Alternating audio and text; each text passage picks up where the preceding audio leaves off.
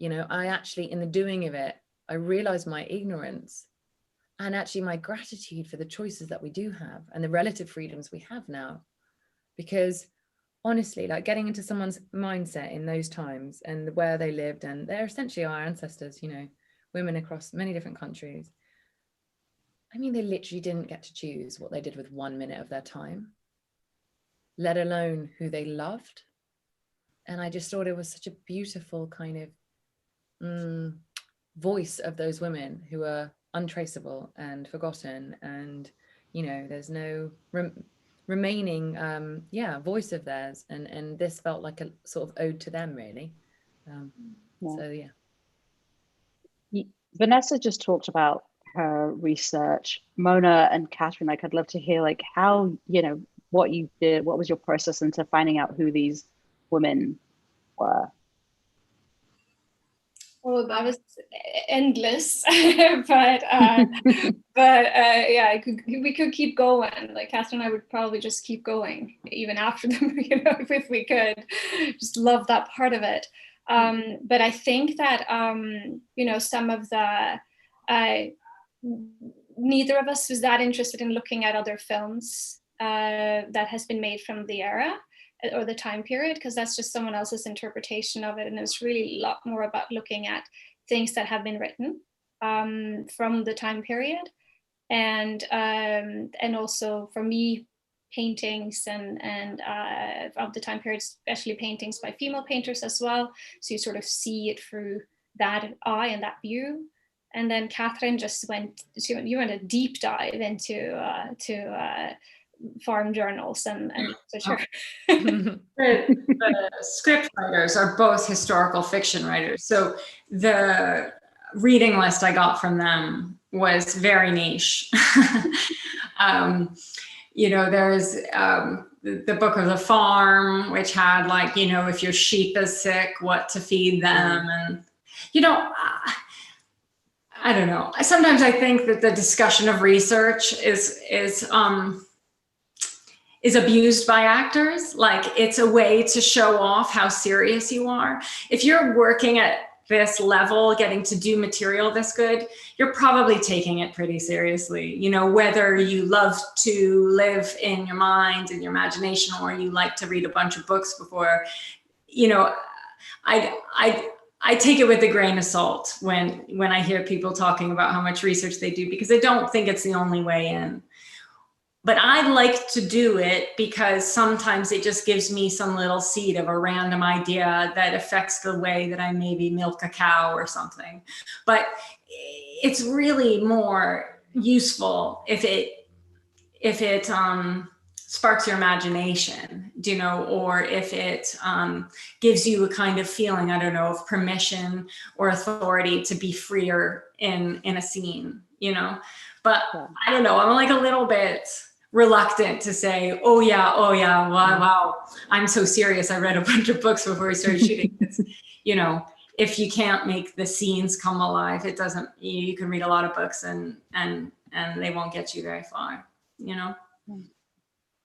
What was so beautiful about watching the two characters was just seeing that they didn't have, like, it was just pure love. Like, you know, like I think you said, Vanessa, like just lovesick, as opposed to there wasn't a guilt or a shame to what was going on between them. Like, how refreshing was it to play female characters in this time and just this pureness that had this pureness to them? It was refreshing to play scenes with a woman. It's right. So rare. You know, we watch each other from afar, you know. I suppose, Curbs, you got to, on The Crown, play with a lot of powerhouse women. But it doesn't happen. It's weird when you do it. It's only when you do it, you suddenly like, oh my God, this feels different. Why do I feel different? Why do I feel like, and then you suddenly dawns on you, especially when you are, do you know what? I first noticed it on The Crown. It was the very first time on screen that I was like, I'm feeling like I've got a bit of space. I'm feeling like I have like room here, and I feel like I feel more empowered and like I'm a protagonist. And I was like, oh, because I am, you know, and that, you know, the men were like the husbands of us, you know, Philip was the husband of Elizabeth, and the, you know, Margaret's fiance and stuff was with her fiance, rather than, I realized it was so common to be the wife or the girlfriend, and you just got used to that. And so in this, it was such a beautiful thing to play a love story, that you weren't the, do you know what? I remember when Casey was filming the scene where he's sick and he's got a cold, and when I watched it, I was like, that's always the wife role. It was so great. You know, it's always like the ill wife that the man has to comfort. And, you know, it was just a beautiful, it's just more space for us to be able to play. And God, I'm so grateful for every minute we get to do that, because it hasn't always been that way. Yeah. Well, yeah, it's interesting the reversals in this story, where in many ways the men are quite vulnerable and the women get to take up space and have these meaty journeys that go in unexpected directions, and, you know, and that there's the patience is on the women and the development of their stories. You know, I was struck by that in telling the story, that and even the way it's written, that there's just room for the story to actually play out, for the love to grow, for it to develop, for it to surprise the two characters. It had this wonderful patience to it that I think is also quite uncommon. And it's just, you know, you talk about it taking up space, women taking up space, and it's unapologetic about doing it. Mona, I love the way you know, the cinematography and just the framing of the dynamics between the women and the men. Like, talk about how you wanted to frame the dynamics between the two women as that relationship evolves from the first scene, from when they first meet to. Yeah, well, that's was a really fun code to crack for me, because the way that I like to approach filmmaking is very much how I like to approach dance, which is my background as well. So I like to think about how can we find a way of physically express all the subtext here. So whether it be the placement of the camera to the actress, or the actress placement with each other, or the dance that we managed to do in a long sequence shot, where we can move in the space together with the camera or between the two women. That's really so exciting to try and find that. And what I really also wanted in terms of the filmmaking was just to give it some romance, and for it to be seductive. I wanted to make a really seductive film. I'm Scandinavian, so I don't know if I succeeded in that. You know, it's pretty, you know, I know it has some stark and bleak parts to it as well, but I really was like, I want to, these two women just deserve like beauty, and for it to be kind of indulgent, and ballet was the sort of the word for me. So that was my thought behind it. And then and then just very specific details, because we are in this voiceover landscape. We are constantly there. We're constantly with Abigail's inner life. So for me, then some parts of the film are memories, and some parts are happening in real time. And the moments that become memories can be then focusing on a detail of Vanessa's, for example, or her hands, or a gesture. Like touching a finger, like all these little things can be all of a sudden like bring you into that sort of sensorial space of a memory. Yeah. And the other thing that's beautiful is, you know, Abigail, Katherine's character, you know, she represses emotions, and, you know, I think we all do that just as human beings. But what was your roadmap and process into tapping into that, especially when you're like, you know, you're not you're not spewing off dialogue, you're it's all in the face, and like as Mona said, like your gestures. Yeah, I think that the first thing I felt it was important to tackle was to get her inner life, I would say this, like activated within me and really specific and clear. Because I think the danger with a part like this is that you just act bashful and repressed, but you don't I didn't want to do that. I wanted to feel that there was something dying to be released, but that she just didn't have the valve to release it. So certainly the voiceover helped me a great deal. And I don't even think I ever told you this, Mona, but when in the year that I had the script before we made the film, I would just record the voiceover and delete it and record it and delete it all the time, just because I felt that it would, well, partly it was to sort of find her voice, I guess, but also to get it inside me in some way that felt like I wanted to feel like someone, that there was this tension between everything she felt and what she shared, so that then in the big scene when Tally says, in my experience, it's not always those who show the least who feel the least, that it's this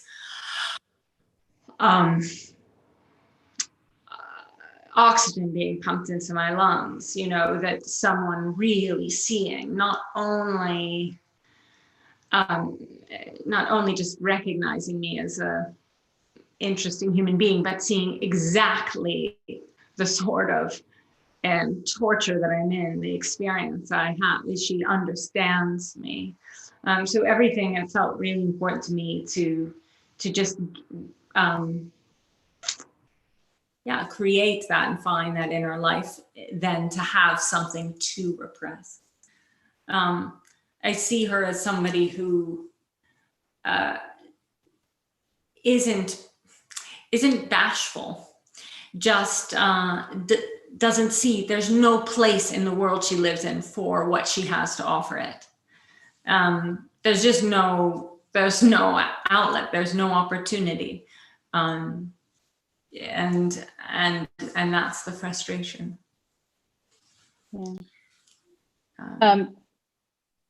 Yeah. I was going to say, like, also something that you talked about earlier, Mona, was just visually it's beautiful, but you know, the seasons, you know, there's like harsh winter and then there's the gorgeous summer. Like, what was the biggest challenge of shooting a movie for all of you? We'll start with Mona. I mean, the biggest challenge with a movie like this is that this is not a big budget.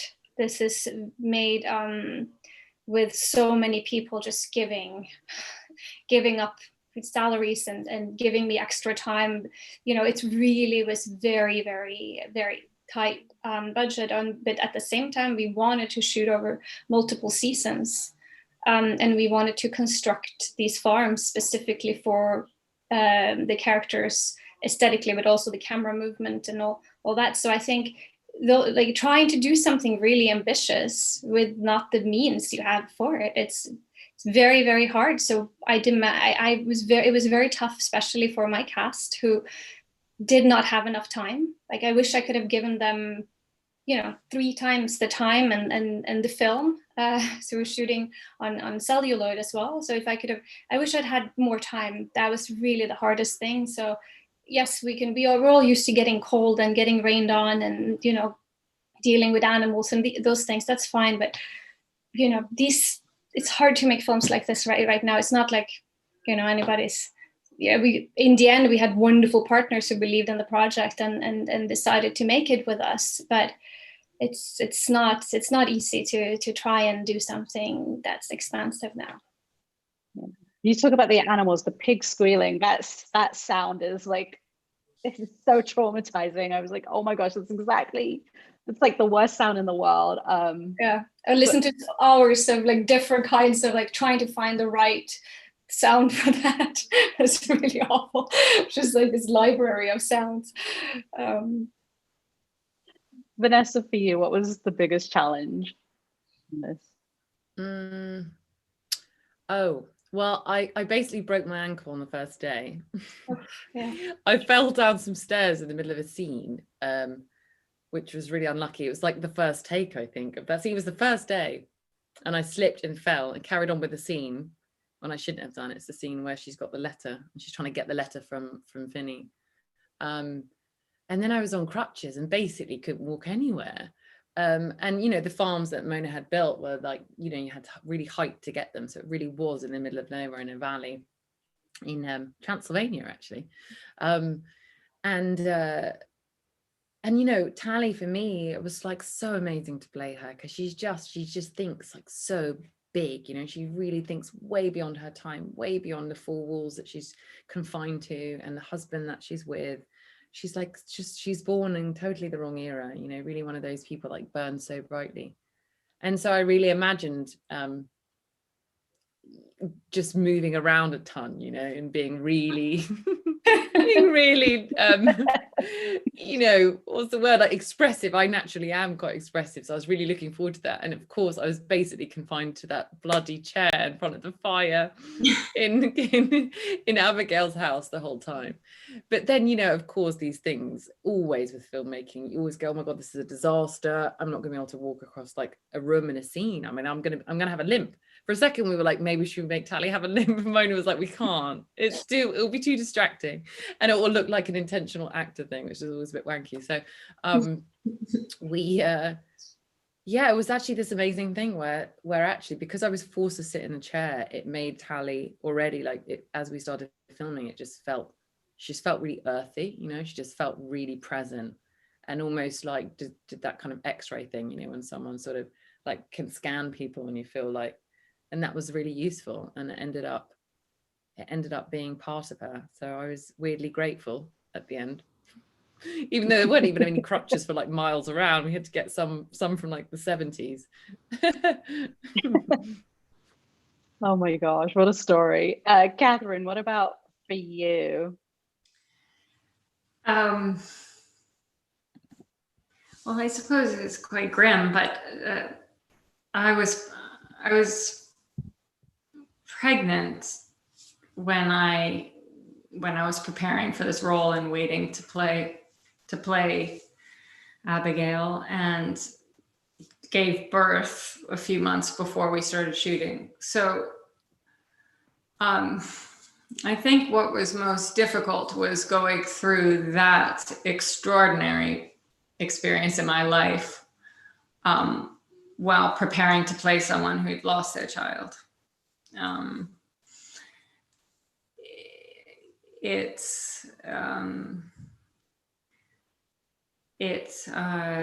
kept thinking of this line. It's from A Grief Observed. It's C.S. Lewis line, which is that the loss of a loved one is like an amputation. And it haunted me. I couldn't stop thinking about what would feel like a greater amputation than the loss of that loved one, the loved one that came from your body, that is sort of by definition a kind of, well, an extension, but in another sense an amputation. No? And yeah, I mean,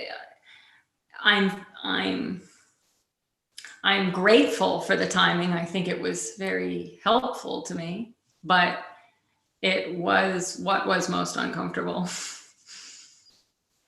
Yeah. And you know, it's not just, you know, Abigail's grief, but it's like watching it, it's like it's universal grief. Like you can relate to that on so many levels. You know, and Vanessa, you went from this to Pieces of a Woman. So how much of a gift was it to go from what? Sorry, Katherine? No, I just said it was a cheery year for Kirby. Yeah.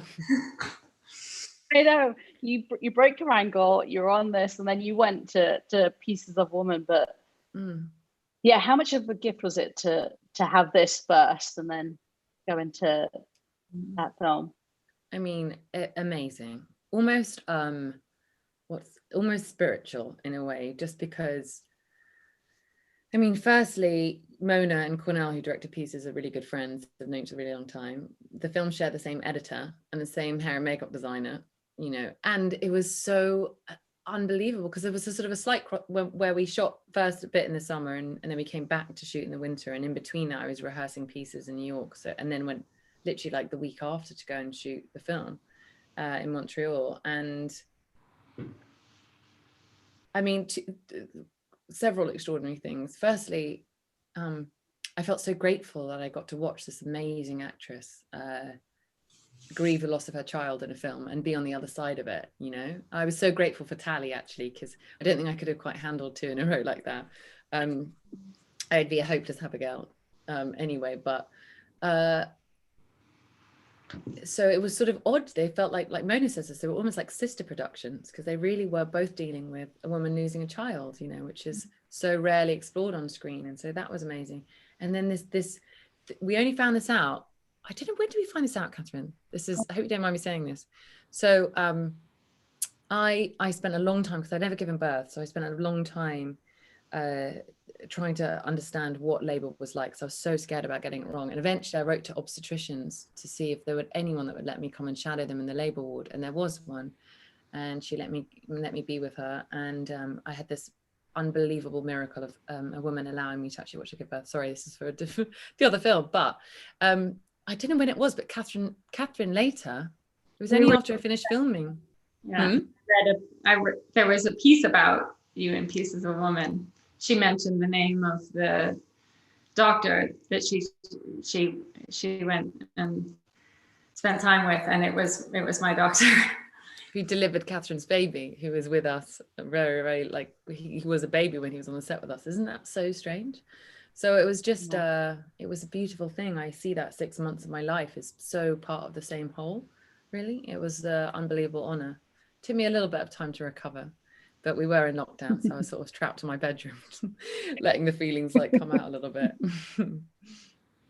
Why has Hollywood been so reluctant to tell stories like this about women grieving the loss of a child, and just even this classic love story? Like, why are we having this conversation in 2021? Like, it's it's so fresh. Why is that?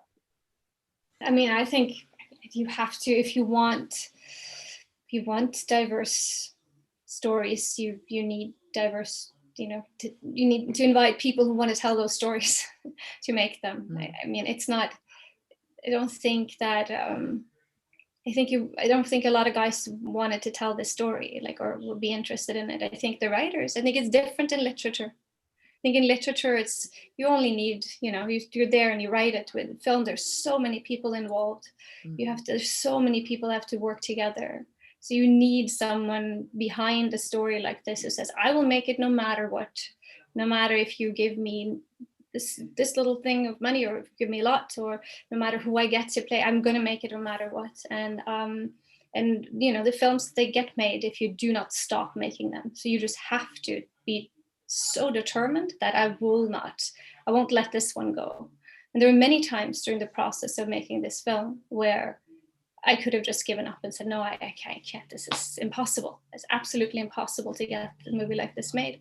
But if you just keep at it, then that's how much it takes to tell these stories now. It's not like, okay, so wonderful that we share a couple of common themes that women want to talk about, but it's only a couple.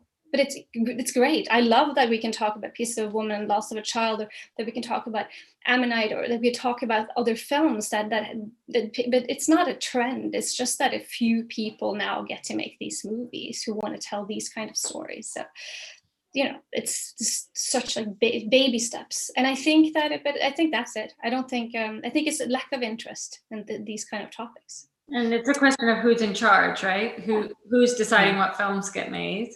And if that group isn't diverse, then the films want to be diverse. And as that's changing, we're starting to see those shifts.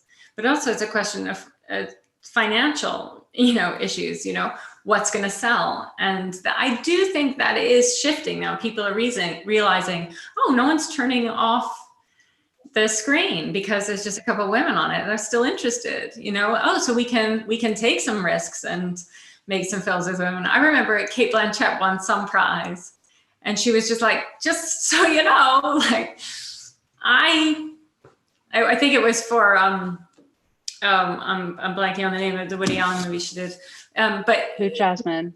she was like, it's just pretty much me, and that's my story, and people went to see it, actually did well in the box office. Just as a little, like, just to point it out, you know, that that there's interest. I think as people see that more and more, because people like Mona are dogged and stick with these films, that then more people will be more courageous to make them. I remember at Venice, at the Venice Film Festival, someone came up to us and went, "Oh, it's like a female Brokeback Mountain." And I thought, when was that movie? That was like 2006 or something. It's taken us this long for there to be an equivalent, you know, of what was a really, you know, championed movie about two men. Yeah. Thank you, Mona, for bringing that, for bringing the world to come to the big screen. So I'm going to jump to some audience questions. And the first one is from Bernice, who asks, was there something you had learned by getting the opportunity to come together and in telling the story? I love that line, Katherine, that was found in the diary, which made Jim write it. That kills me thinking of that. Just learning just that little detail. That just that feeling about the best friend. Yeah. Jim Shepard, who's one of the screenwriters, and the story is based on one of his short stories. The initial idea for the story was from a found a diary from a farm, but most of the entries all of the entries, in fact, were about details about the farm: broken fence, 6 eggs this week, and then just one line. Do you remember it? Mm-hmm. Yeah, it was. My best friend has moved away. I do not believe I shall ever see her again. And that's what exploded this whole story in his mind, you know, opened it all up. And yeah, we've talked about it a lot on set because, you know, there's an event in the film where they're separated, and by today's standard, you hop in a car and it's a couple hours on the motorway. And then that's it. Or if your family, imagine, your best friend, and you just go, I might never ever see her ever again because of I'm tied to this household, and because I have no way of getting myself there because I'm a woman. I can't even.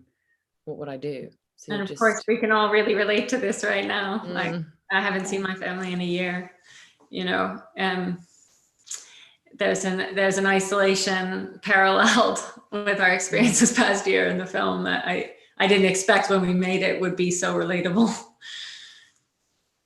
I know, it's wild, like watching that, and like, you know, the prison, and in a way we are all imprisoned right now because of the pandemic. But you know, another question comes from Laura Martins, who asks, what was it like for you both for all of you to shoot the film in Romania?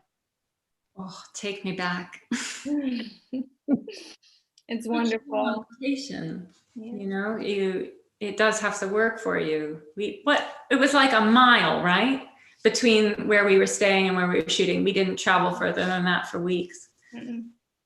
No, Romania has wonderful crew as well. Has a very rich cinematic history. Some wonderful filmmakers and wonderful film workers.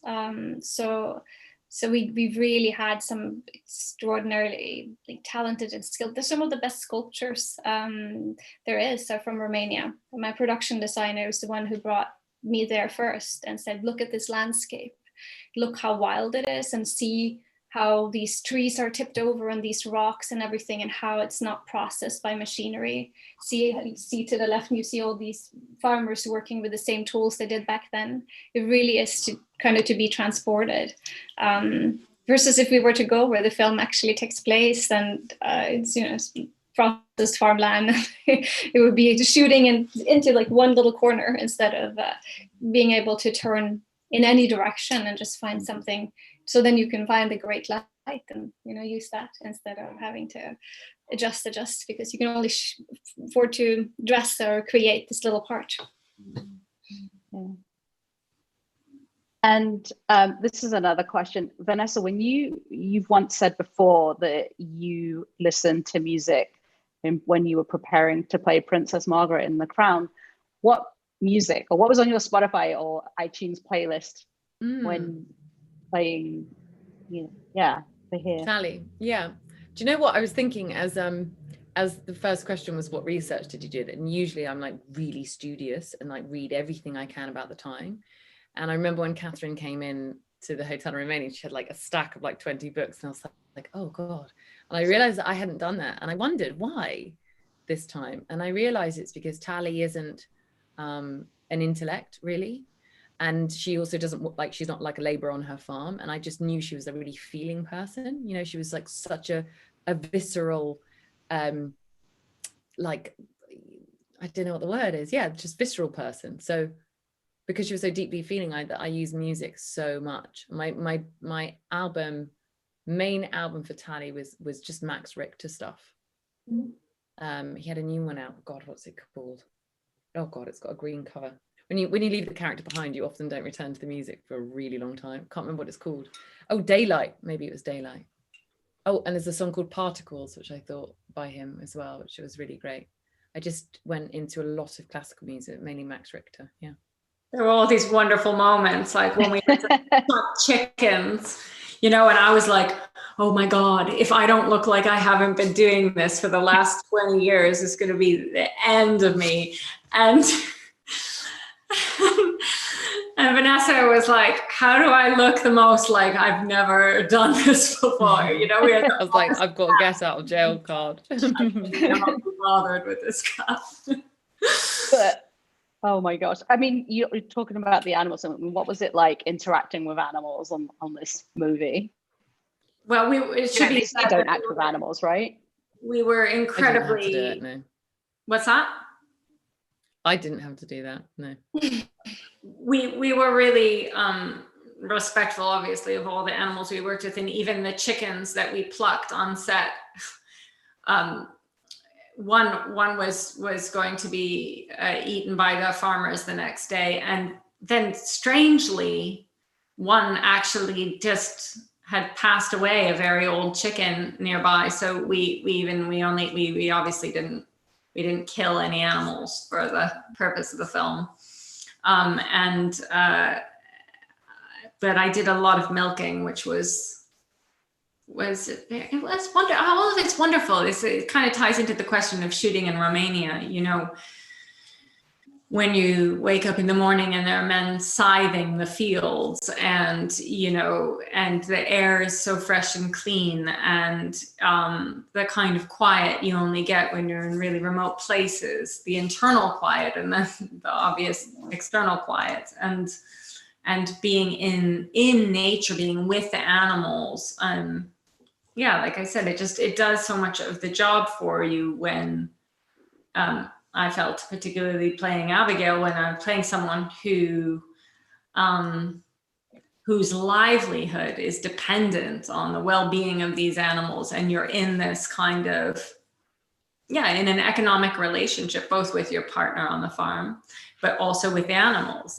Are they well fed? Are they healthy? Are they all right? You know, it really, really kind of having this dependent relationship with nature, rather than modern man's relationship, which is to dominate it and control it, but to live with it and work with it. It really, you know, it feeds you on all these little ways that are hard to express, but it was a pleasure. And the last question comes from Joey Gaylett, who asks, Vanessa, as an experienced thespian, what advice would you give to a second-year theatre student who's keen to get into film? Oh, specifically film? Yeah. Or just generally? Okay. What advice would I give? Watch everything you can. Watch every decade of film, every director. Learn what you like, learn what you don't like. There's all kinds of different forms of film acting, I think, that it took me a really long time to learn, because I'd done so much stage, and it was really alarming for me when I got in front of a camera. And the best thing you can do is just as many hours as possible. Make little short films with your friends, you know, just absorb every every area of cinema you possibly can. That's what helped me. I knew I needed to massively educate myself, and also watch people. Like, people do things so differently. There's, you know, I'm most inspired by the actresses from the 70s, like Gena Rowlands and Jessica Lange, and, you know, they're just so like wild and free, and I love their, I love the freedom and like the looseness that they have. So that's on an acting front. But other than that, just practice as much as you can. Just do it with your friends, do it in every area. You don't have to get a job in order to feel like an actor. You can create anywhere. And I just did loads of that. I even went to like rubbish auditions for like a bank to, you know, for their training video for some people that had just joined the bank, because I just knew I needed to practice auditions. So I just didn't get the part. I was rubbish in it, but it was a good place to practice. So all of that. I'm sure Katherine has better advice. Well, that's it. That's Those bank videos. Oh, but those bank videos, no, it was one of my worst auditions, safe to say. But the point is that find areas, that's it. Find areas that you can fail in. Find areas that you give yourself permission to be bad in. I did a lot of plays at university with my friends, and I was terrible, most of them, but it allowed me to like feel okay. And you have to be bad in order to be good. Yeah. It's just part of the thing. So don't judge yourself if you think you've had a bad day or whatever. We all do, and that's actually the journey too. And just try and enjoy the journey, not the destination. Katherine, what were you were going to say something? Oh, I'm sure it was snarky. I don't know. I would just say, yeah, don't freak out. It's so stressful at the beginning because, you know, you're just looking for those first people to say yes to you and to kind of confirm that you should be on this path. And it's hard to keep your cool when you're looking for that confirmation. But yeah, it's the same thing. I would just say, don't freak out and do more stuff. Just stay active. I was thinking when Vanessa said that, you know, do shorts with your friends. Almost all of my friends who I made shorts with at university are directing feature films now. So don't be a snob, you know, if you think your friends aren't good enough, because they might just be. I love that. On that note, I thank you all for joining this conversation today with BAFTA LA. And thank you for the beautiful film. Thank you, Mona. Thank you, Vanessa. And thank you, Katherine, for joining us today. And thank you to the audience for joining in and their questions. Thanks, Jess. Thank you, everyone. Thanks so much. Thank you. Bye. Bye.